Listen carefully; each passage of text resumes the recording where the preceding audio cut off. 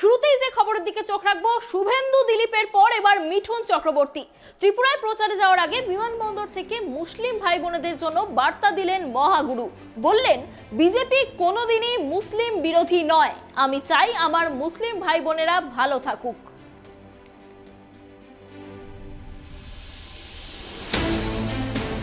এটা তো বলা সম্ভব না এখন, বাট যে কাজটা আমাকে দেওয়া হয়েছে আমি বলতে পারি আমি সেটা পূর্ণ করতে যাচ্ছি।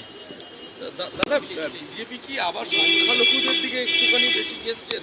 কারণ শুভেন্দু অধিকারী বারংবার করে বলছেন। আবার কেন এসছেন বলছেন? বিজেপি কোনোদিনই সংখ্যালঘুদের এগেনস্টে ছিল না। এটা ন্যারেটিভ তৈরি করা হয়েছে যে বিজেপি মানেই এগেনস্ট মুসলিম।